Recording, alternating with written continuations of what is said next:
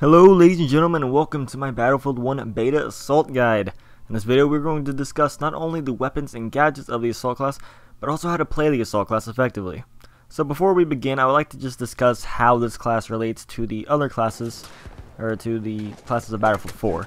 So the Assault class is basically the engineer from Battlefield 4, minus the repair tool. They both have access to submachine guns. They're called PDWs in Battlefield 4, but they're submachine guns as their primary weapons, and they both have gadgets that are primarily used for destroying vehicles. If you enjoy the engineer class in Battlefield 4, odds are you're probably going to enjoy the Assault class. Now in terms of weapons, the Assault class can wield submachine guns. Now every weapon is different. This is just like a general guide, so I'm not going to go into every single submachine gun in the beta, but they all have some shared traits. Most submachine guns will have decent sized magazines, like I'm talking about like 25 to 30 rounds, something around that range, fast reload times, and high firing rates.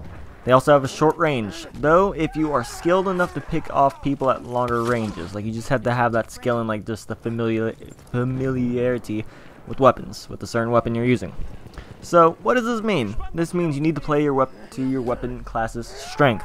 Engage your enemies at close range. The fast fire rate and decently sized magazine will give you an advantage in close quarters combat.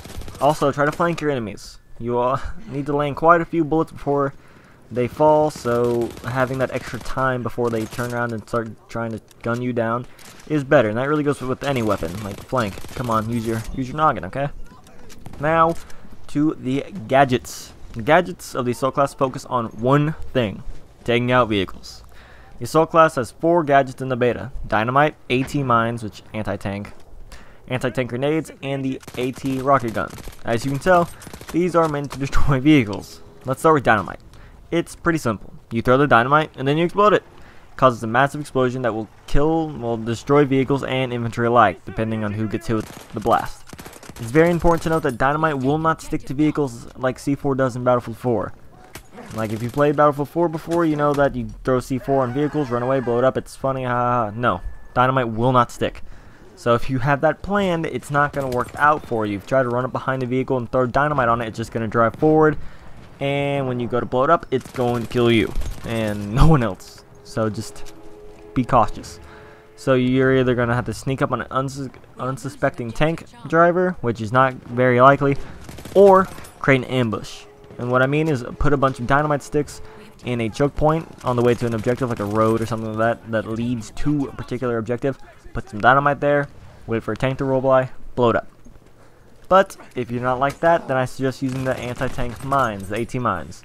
This, once again, is pretty simple. Throw it down on the ground. If a tank rolls over it, it will explode and do massive damage to the tank, usually taking it out in one shot, but in some cases, it, you know, a little odd, and doesn't do it.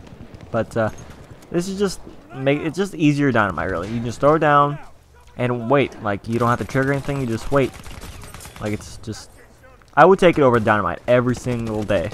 Like, if you had a choice in this game between dynamite and the AT mines, just take the AT mines. They're simpler to use, easier to use, and really, like, you can just lay them down and go do your own thing. You don't have to, like, watch them.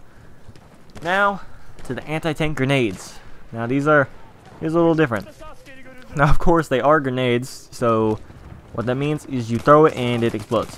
It's important to note that if you throw it at a tank and it hits the tank, like it actually is a direct hit, they will explode immediately, causing like around, I believe, to some tanks 40 damage and the more heavy armored ones 20, but still it's better than none.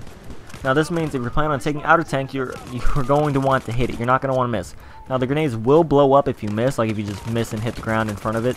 It will blow up eventually like a normal grenade. It's just like on a timer, but it's just easier to like confirm that damage if it hits the tank, because if you throw it and you miss, they still have time to back up or move forward, just get out of the way of the blast radius. So you need to just, you know, be careful. Also, I recommend being kind of a ninja in a way, like sneak up behind it and throw when it hit it and just start running behind cover and like reposition, because if you just stay in one place and keep trying to chuck those grenades at it, the tank will know and it will turn around and shoot you in the face.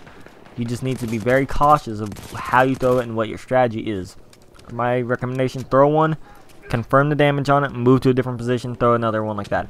Or if you're working in a squad, have some of your teammates distract the tank, like maybe have like a support class just fire a bunch of rounds into it. That'll get its attention. It's not going to do any damage to it, but it will distract the tank long enough for you to chuck your thing out.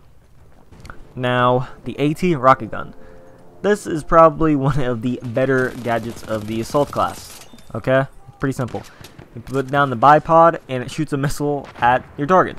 Now, this will do massive damage to armored vehicles. Keep saying tanks, it's meant to take out tanks, but really any vehicle, like the jeeps and the trucks and stuff like that, it will do damage to. Now, there's only really one downfall to this, and that means, it's to fire it, you have to be on a bipod. And what I mean is, you actually have to activate it, so you can't move when you're shooting it. Okay, you have to sit still and shoot. That means if you miss and the tank sees that you miss, it will be able to turn around and blast you in the face.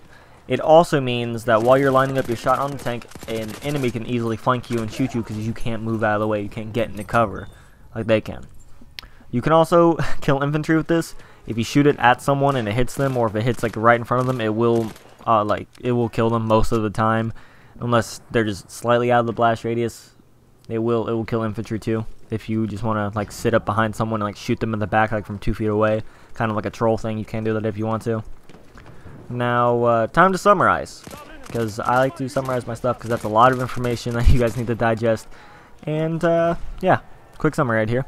Your primary weapon class in the beta are submachine guns. This means you need to engage your enemy at close range and flank if you have the opportunity to. That really goes for all weapons though, like flank if you have the opportunity to, because it's better in every way really.